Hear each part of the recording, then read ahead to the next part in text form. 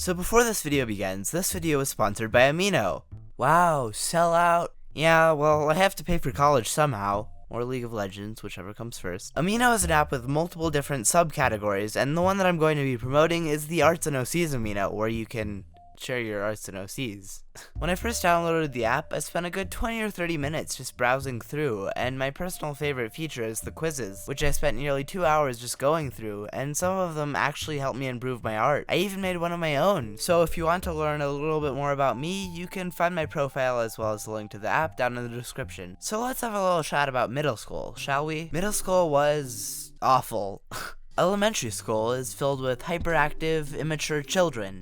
High school is filled with emotionally unstable, rebellious teenagers, and middle school is basically the horrific love child of both of them. Also, for my non-US viewers, I believe this is secondary school, but the little graph thing was kinda confusing, so I'm basically talking about the school for people ages 11 to 13. Which also happens to be the majority of my audience, unfortunately. Looking back on middle school now, the main things I remember is a lot of crying, because I was a wimpy, awkward little kid. I mean, I'm still a wimpy, awkward little kid, but that's not the point. To give an example that I'll likely regret later, I cried when I got my braces on. Albeit, it's not really an uncommon thing to cry when you get braces, but I definitely exaggerated it a bit so I could stay home and watch Minecraft videos. Another time, I was in the middle of my school's hallway, right around the main entrance, getting ready to leave and go home. I did one last quick check of my backpack before leaving the building, and I noticed that my homework folder that was always in the main pocket of my backpack was missing. My mind instantly jumped to the worst possible conclusion, that I accidentally left it in a classroom and that the teacher had already left so I couldn't go and get it, and I wouldn't be able to do my homework, which at the time was terrifying. You see, I was pretty much the textbook definition of a goody-goody kid. I did all my homework, I was quiet, got good grades, and I pretty much never got in trouble. So not turning in my homework was basically the equivalent of burning down an orphanage in my eyes.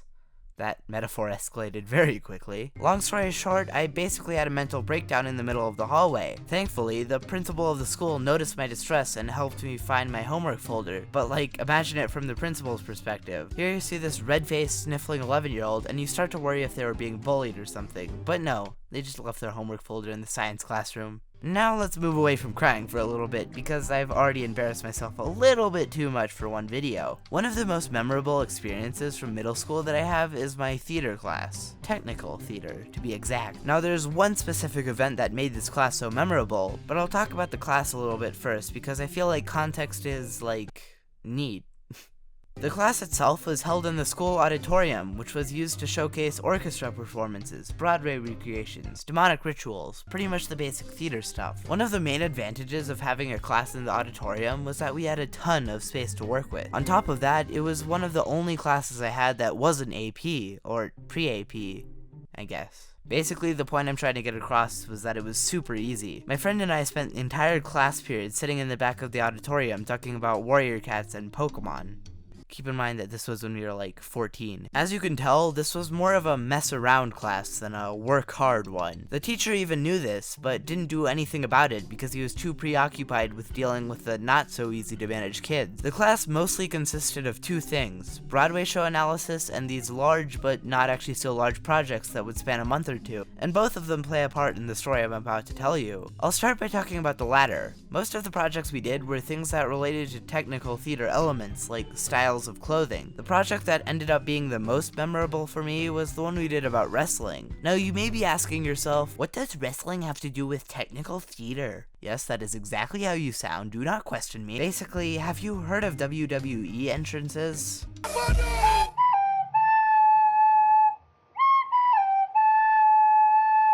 Yeah, basically that. We had to create that.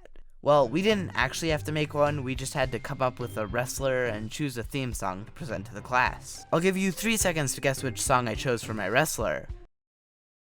Pink fluffy unicorns dancing on rainbows. I don't think there's anything more satisfying, but also terrifying, as hearing that played on the loudspeakers across the entire football field-sized auditorium. The entire time the song was playing, our teacher was just staring at me with a look on his face that just exuded disappointment. But oh boy, the story doesn't end there. I mentioned that there were 2 things that we did in the class, being Broadway show analysis and the projects, and I've already talked about the project part, so now it's time for the Broadway show analysis to come into play. You see, each and every day we would come into class, the first thing we would do is pull out our notebooks and take notes on a random Broadway play that our teacher would select. All of the Broadway plays we got to analyze were pretty standard things, like Phantom of the Opera or Alice in Wonderland, but one day he decided to assign us to pick out our own plays, and the whole class would have to analyze them. There were two things that happened. The first being the people who flat out didn't bring one, which made up about 2/3 of the class, and the people who brought meme performances like the Shrek musical or something of the sort, which made up the rest of the class. My friend chose one about cats. It was strange, but that's not the point. With 2/3 of the class not bringing any play, he kinda gave up and stopped taking a grade for it. But each day he would ask the person whose turn it was if they brought one, and if they did, we would do the whole analysis thing, and if they didn't, we would just do one of his choosing. Of course, it eventually got around to being my turn, and I remember walking into the auditorium to see him waiting for me, and he asked if I had a Broadway show selected, as if he expected me not to have one. I mean, I'm lazy, but I'm not a slacker. Wait, that doesn't make sense. I had a 100% in his class, thank you very much. He seemed kinda surprised, but he let me put it on the projector. I even warned him beforehand that he wasn't going to like it, but he still let me do it after I told him that it wasn't anything inappropriate. Boy, how wrong I was. The Broadway show that I selected, as I'm sure you could have guessed, was a live performance of Pink Fluffy Unicorns. Now, I thought I was being super clever as the video got around to the 2-minute mark, but right about then was when I realized that I didn't come prepared enough. At around that point in the video, a little animation popped up on screen, which seemed innocent enough at first, but as the video progressed, it gradually shifted from pink fluffy unicorns dancing on rainbows to pink fluffy unicorns.